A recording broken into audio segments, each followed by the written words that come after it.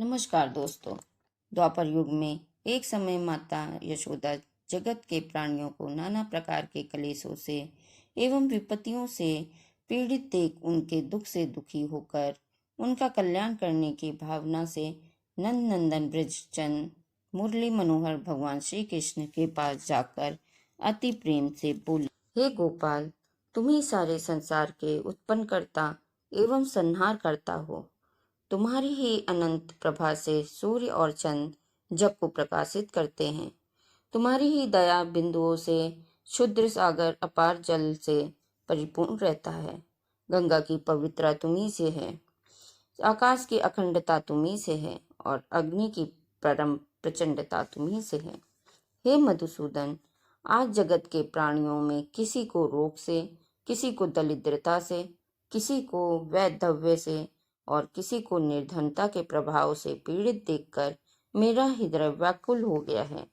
हे सर्वेश्वर, आप इस जगत के प्राणी मात्र के दुख का निवारण करने वाले हैं। कोई सुगम उपाय बताने की कृपा कीजिए, जिसके द्वारा जगती तल के प्राणी दुख, दारिद्र्य आदि व्याधियों से छुटकारा पाकर सुखी हो जाएं।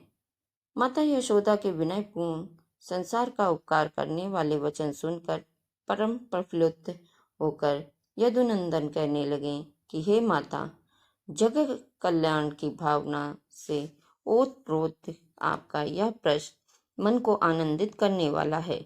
हे माता, अब मैं आपके समक्ष पूर्णमासी व्रत का वर्णन करता हूँ, जिसके करने से नारियां वैधव्य की व्याधि से मुक्त हो जाती हैं। पुरुष दरिद्र एवं निर्धनता आदि अनेकानेक कठिन क्लेशों से निर्भय हो जाता है और उन्हें सुख संपत्ति आदि सांसारिक सौभाग्य की प्राप्ति होती है। भगवान के मुख से इस प्रकार की व्रत का विधान सुनकर माता यशोदा बोली, हे कृष्ण जी, पूर्व काल में किसने इस व्रत को किया और उसका व्याख्यान करने की कृपा कीजिए। माता यशोदा के ऐसे वचन सुनकर नंद नंदन बोले, पूर्व काल में वैभव से परिपूर्ण कातिका नाम की एक महानगर था। उस नगर के राजा का नाम चंद्रहास था। उस नगर में धनेश्वर नाम का ब्राह्मण निवास करता था। उसी परम सुशील पत्नी का नाम रूपवती था। वह दोनों प्राणी उस नगर में अत्यंत प्रेम के साथ जीवन व्यतीत कर रहे थे। उनका घर धन धान आदि से परिपूर्ण था। इस किसी प्रकार से कोई कमी नहीं थी। उन दोनों को केवल एक ही दुख था कि उनकी कोई संतान नहीं थी, जिसके कारण वे दोनों सदैव उदास रहते थे। एक समय की बात है कि उस नगरी में एक महान तपस्वी साधु आया। उस साधु का नित्य नियम था कि वह प्रातः भिक्षा के लिए निकलता था और धनेश्वर के पास पड़ोसियों के घर से भिक्षा मांगता था और वापस चला जाता था। किंतु धनेश्वर के घर से उसने कभी भिक्षा नहीं ली थी। योगी का यह नित्य क्रम जब धनेश्वर को ज्ञात हुआ तो वह अपने को भाग्यहीन जानकर अत्यंत दुखी हुआ और एक दिवस अति क्षुब्ध होकर उस साधु की कुटिया में पर जा पहुंचा और हाथ जोड़कर बोला, महाराज, आप मेरे पास पड़ोस के घरों से नित्य भिक्षा लेते हैं, किंतु मेरी भिक्षा स्वीकार नहीं करते। हे महामात्य, मैंने ऐसा कौन सा अपराध किया है जिसके कारण आप मेरे घर की भिक्षा नहीं लेते। तब साधु बोला, निसंतान व्यक्ति का अन्न पावन नहीं होता। उसके अन्न को ग्रहण करने से पातक लगता है। इस कारण मैं तुम्हारे घर से भिक्षा नहीं लेता हूँ। साधु के ऐसे वचन सुनकर धनेश्वर की आंखों से आंसू बहने लगे और वह रोता हुआ साधु के चरणों में लेट गया और बोला, हे महाराज, आप सर्वज्ञ हैं, तीनों काल भूत भविष्य वर्तमान के ज्ञाता हैं। आप मुझे कोई ऐसा सुगम उपाय बताने की कृपा कीजिए जिसके द्वारा मेरा भाग्य उदय और मैं इस दुख से छुटकारा पा जाऊं, अर्थात मुझे भी पुत्र लाभ हो। धनेश्वर की ऐसे आर्त वचन सुनकर थोड़ी देर विचार मग्न रहने के बाद योगी बोला, हे ब्राह्मण, तुम महामाया चंडी देवी की उपासना करो। उनकी परम कृपा से तुम अवश्य ही पुत्र प्राप्त करोगे। योगी का ऐसा आदेश पाकर धनेश्वर ने अपने घर आकर सारा हाल अपनी पत्नी को सुनाया और उससे परामर्श कर आप घर त्याग कर तपस्या के लिए वन को चला गया और वहां निराहार तपस्या करते हुए जब 20 दिन व्यतीत हो गए तब 21वें दिन रात्रि के समय स्वप्न में चंडी देवी उसे दर्शन देकर बोली, धनेश्वर, तेरे एक पुत्र होगा, परंतु वह 16वें साल में काल कलवित होगा। तब धनेश्वर हाथ जोड़कर बोला, हे जगत जननी, आप मुझे कोई ऐसा उपाय बताने का कृपा कीजिए जिससे वह पूर्ण आयु प्राप्त कर सके, असमय में मृत्यु को न प्राप्त हो। तब चंडी देवी बोली, तुम दोनों पति पत्नी यदि 32 पूर्णमासी का व्रत श्रद्धा रहित करो तो तुम्हारा पुत्र चिरायु हो सकता है। तब धनेश्वर बोला, हे माता, इसकी विधि क्या है? तब देवी बोली कि संपूर्ण दिवस निराहार रहने के बाद संध्या को एक आटे का दीपक बनाकर स्वच्छ रुई की बाती एवं घी के संयोग से प्रज्वलित कर विधि पूर्वक पार्वती सहित शिव का पूजन करें। इस प्रकार 32 पूर्णमासी का व्रत करने से पुत्र चिरायु हो जाएगा। अब तुम्हें पुत्र उत्पन्न होने का उपाय बताती हूँ। प्रातःकाल तुमको सामने वाले आम के वृक्ष में एक सुंदर फल लगा दिखाई देगा। पेड़ पर चढ़कर तुम उसे तोड़ लाना और जिस दिन तुम्हारी पत्नी ऋतुकाल के पश्चात स्वच्छ होए तब उसे खिला देना। इससे तुम्हारी मनोकामना पूर्ण होगी। ऋतुकाल के पश्चात स्वच्छ हुए मतलब पीरियड के बाद जब शुचि हो जाए। इतना कहकर देवी अंतर्ध्यान हो गई। प्रातःकाल देवी के कहे अनुसार सामने ही आम के पेड़ पर सुंदर फल को लगा देख धनेश्वर पेड़ पर चढ़ गया और सावधानी से फल तोड़कर नीचे उतर आया। फिर प्रसन्नता के साथ वह अपने घर जाकर सारा हाल अपनी पत्नी को सुनाया। देवयोग से उसकी पत्नी उसी दिन ऋतु स्नान के बाद स्वच्छ हुई थी।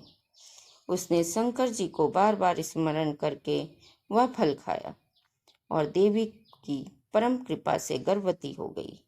9 मास पश्चात 10वां मास प्रारंभ होते ही उसके एक चंद्रकांति के समान सुंदर एवं स्वस्थ पुत्र उत्पन्न हुआ। देवी की कृपा होने के कारण दोनों पति पत्नी ने उसका नाम देवदास रखा और प्रेम से उसका पालन पोषण करने लगे। अब वह बालक चंद्रकला के समान बड़ा होने लगा।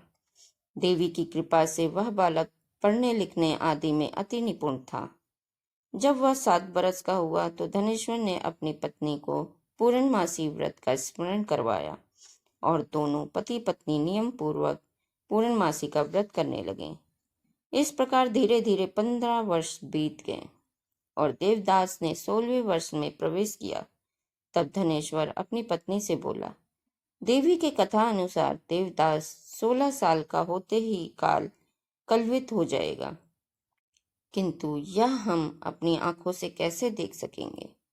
मेरा हृदय तो अभी से विदीर्ण हो रहा है।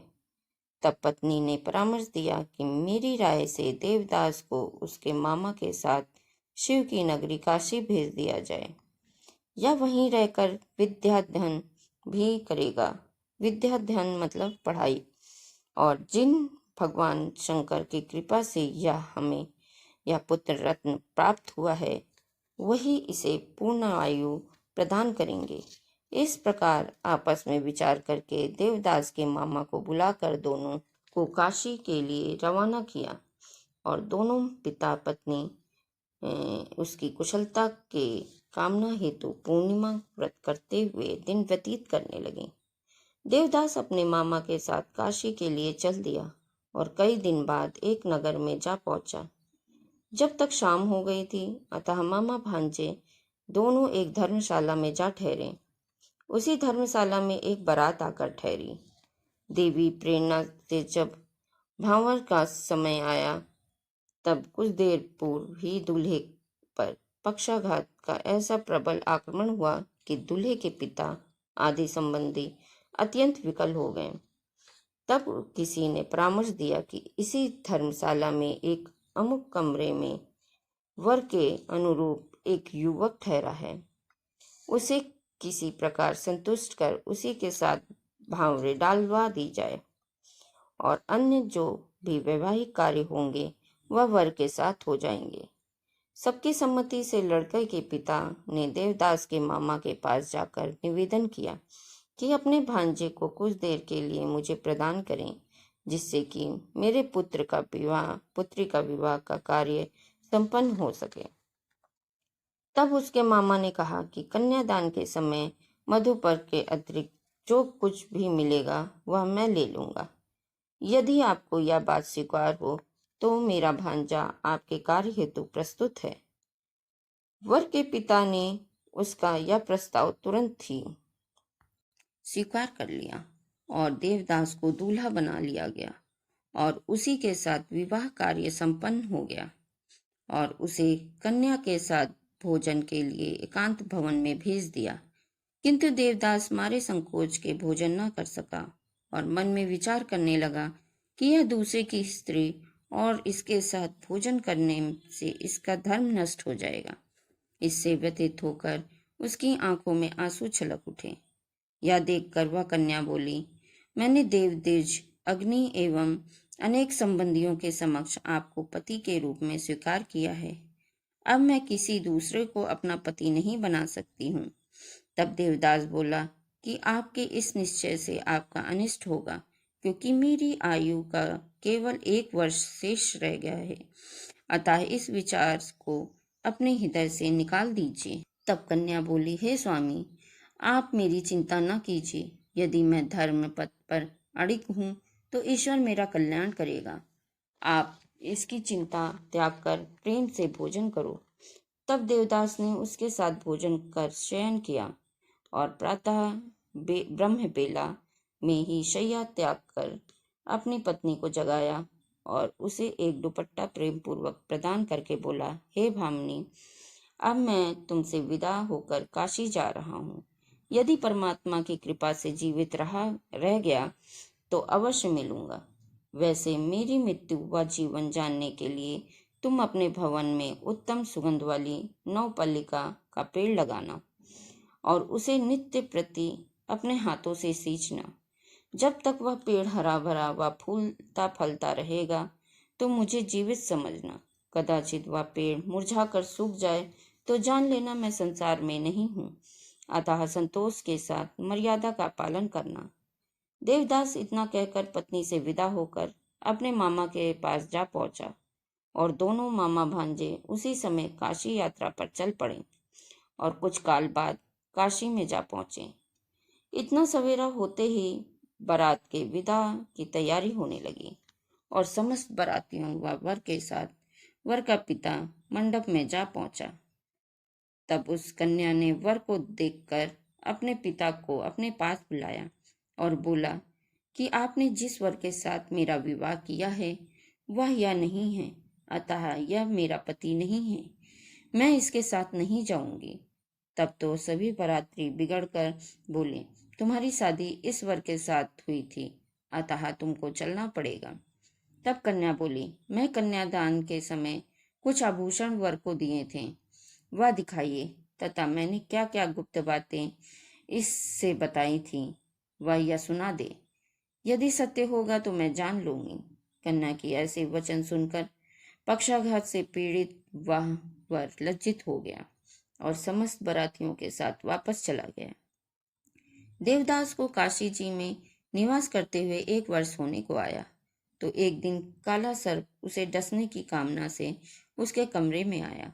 देवदास उस समय सो रहा था, अतः उस सर्प का आगमन न जान सका और सर्प के प्रभाव से देवदास के आसपास की सारी धरती काली पड़ गई। परंतु उस विष का प्रभाव देवदास पर न हुआ, क्योंकि इधर उसकी माता 32 पूर्णिमाओं का अपना संकल्प पूरा कर चुकी थी। अतः देवदास के प्राण न निकले, वह जीवित रहा। सांप के निष्क्रिय होने का समाचार जब यमराज को ज्ञात हुआ तो वह अपने वाहन पर सवार हो देवदास के प्राण लेने को चले। रात्रि का समय था। काशी में काशीपति के गण चारों ओर घूम रहे कर पहरा दे रहे थे।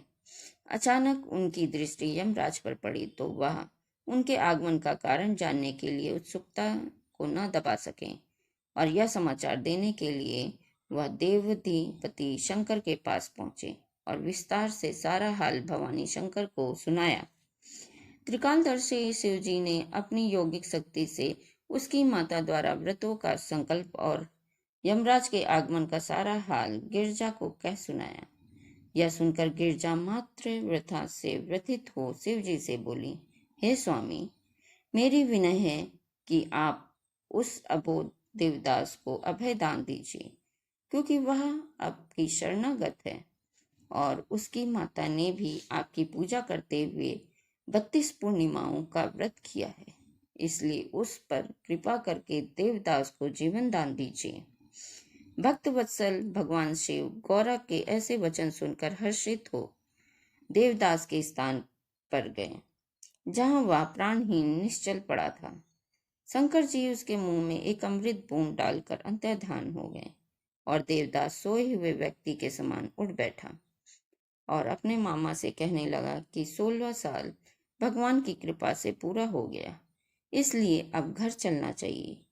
यह विचार करके दोनों घर के लिए चल दिए। इधर माता, उसकी पत्नी व उसके आदेश के अनुसार नवपालिका का पेड़ लगा नित्य पवन जल से सींचती हुई अपने पति के ध्यान में मग्न रहती थी। जब यमराज ने देवदास के प्राण निकालने, तब नवपालिका के मुरझाए हुए पुष्प को देखकर वह अति व्यथित हो गई और कुछ काल बाद ही जब देवदास को शिवजी ने जीवित कर दिया, तब नवपालिका के पुष्प पुनः सुरक्षित एवं पूर्ण प्रभायुक्त हो गए। यह देखकर वह आनंदित में अपने पिता के पास जा पहुंची। हे पिताजी, मेरे प्राणनाथ जीवित हैं, आप मेरी विनती पर ध्यान दीजिए और उनका पता लगाने का प्रयत्न कीजिए। अभी बाप बेटी से यह बात हो ही रही थी कि बाहर से समाचार मिला कि आप दामाद देवदास आपके द्वार पर आ गया है। तब दोनों बाप बेटी प्रसन्न हो शिव जी का गुणगान करने लगे और अपने संबंधियों को एकत्र कर सबके समक्ष उसकी परीक्षा करके और परीक्षा से में भली भांति जब विश्वास हो गया कि वही लड़का है जिसके साथ वह विवाह हुआ था, तब बड़ा आनंद मनाया और 1 सप्ताह तक उसकी मेहमानदारी करने के पश्चात तमाम दहेज आदि के साथ कन्या सहित विदा कर दिया। तब देवदास पत्नी और तथा मामा के साथ अपने गांव जा पहुंचे। घर में पहुंचकर पत्नी सहित माँ बाप के चरणों को शीश नवाया। माँ बाप परम प्रफुल्लित हुए और दोनों को अनेक आशीर्वाद देकर गले से लगाया। धनेश्वर ने अपने पुत्र को मृत्यु भय से मुक्त हो जाने पर बड़ा भारी उत्सव किया और ब्राह्मणों को अति प्रसन्न होकर दान देकर संतुष्ट किया।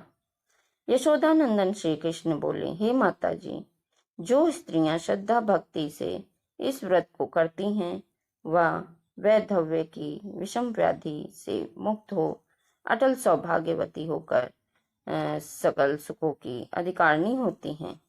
मेरे इन वचनों को में लेश मात्र भी संशय नहीं है। व्रत करने वाला चाहे स्त्री हो या पुरुष, भगवान शंकर की कृपा से संसार के सकल आनंद भोग कर अंत में अवगमन रहित होकर शिवलोक को प्राप्त होता है।